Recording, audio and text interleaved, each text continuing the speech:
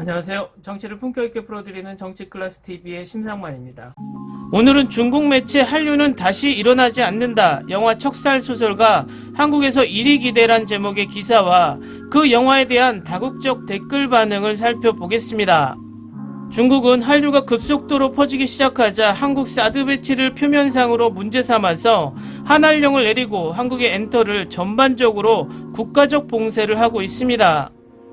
표면상으론 사드 배치의 문제이지만 속을 들여다보면 역사적으로 고구려 역사를 중국의 역사로 만들려고 하는 동북공정을 열심히 해왔는데 중국의 젊은이들이 한류에 빠져서 허우적거리는 모습에 좋은 이슈거리를 찾고 한류의 중국 문화가 흔들리기 전에 한마디로 문화적 쇄국 정책을 쓰고 있는 것입니다.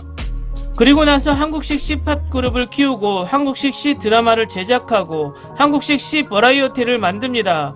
그러나 영화는 할리우드식 CG 영화를 쏟아내고 있습니다. 그런데 왜 다른 건 다 한국 것을 모방해도 영화는 왜 모방하지 못할까요? 이유는 한국 영화의 소재는 흉내낼 수 없기 때문입니다. 민감한 정치, 사회를 비판하는 영화를 만들지 못하기 때문입니다. 그렇기 때문에 주구장창 CG 번복인 무협 환타지 영화만 생산해냅니다. 그런데 여기서 의문점이 있습니다. 한한령으로 자신들은 한국의 모든 것을 막아버리고 자신들의 CG 영화는 왜 한국으로 수출하려고 할까요? 결국 여기에서 중국의 속셈이 명확하게 드러납니다. 한한령은 사드 때문이 아니다라는 것을 들켜버리게 됩니다. 이것은 중국 스스로가 어느 정도 한한령으로 한류를 제한하고 지금쯤은 자신들이 한국의 문화와 겨루어서 이길 자신감을 조금씩 비추고 있다는 것입니다. 그 본보기가 영화 척살소설가입니다. 일단 기사를 보시겠습니다. 중국은 자국 영화 산업 발전에 자신감을 드러내며 중국에서 한류와 같은 문화 우월적인 효과가 다시는 일어나지 않을 것이라고 말합니다. 중국 관영 매체 황구시보 영문판인 글로벌타임스는 올해 총 8편의 중국 영화가 한국에서 상영한다는 소식을 전했습니다. 샤오푸츠 영화평론가는 글로벌타임스에 중국 영화가 한국에서 상영되는 주된 이유는 2021년이 한중 문화교류의 해이기 때문이라고 했습니다. 하지만 샤오 평론가는 중국이 더는 한국 문화를 수입만 할 수 없다고 지적했습니다. 또 한류는 5년 전처럼 중국 아이돌 시장에서 헤게모니를 되찾을 수 없을 것이라고 했습니다. 그는 한국에서 중국 영화 소년 시절에 너가 성공했다며 중국 영화 산업의 발전을 보여준 좋은 사례라고 평가했습니다.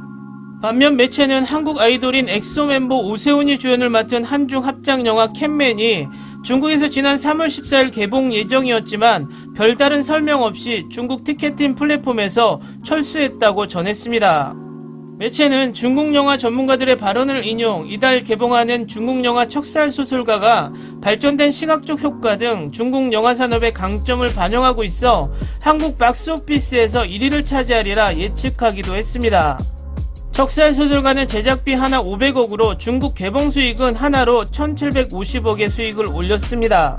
이 영화의 국내 방영은 구글 플레이 무비, 웨이브, 티빙에서 상영을 했습니다. 그런데 정확한 수익이 나오지 않고 있고 한국에서 이 영화를 알고 있는 사람은 많지 않습니다.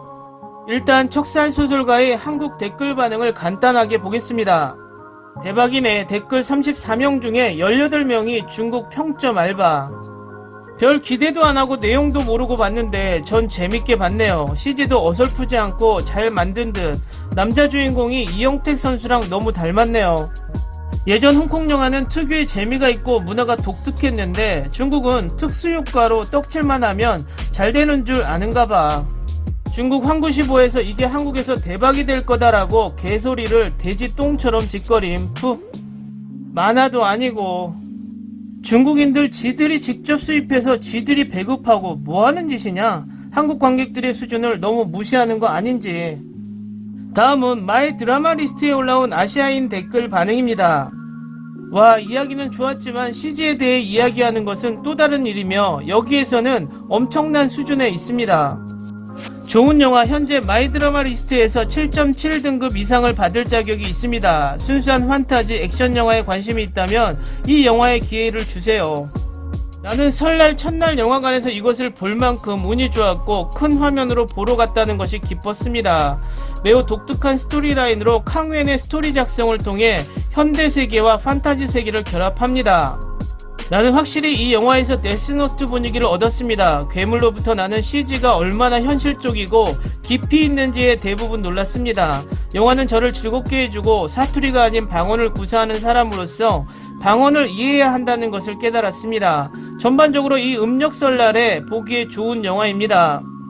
다음 댓글 반응은 해외 댓글 반응을 찾으려고 레딧 게시판을 뒤졌지만 영화에 관한 스레드는 많이 올라왔는데 보시다시피 댓글이 전무했습니다.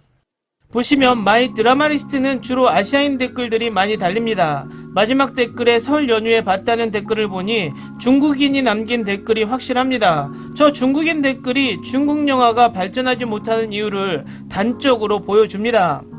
자국의 영화의 CG 수준을 극찬하고 있는데 솔직히 여러분도 제 영상에 흐르는 영화의 CG 수준이 영화인지 만화인지 구별이 되지 않을 정도입니다.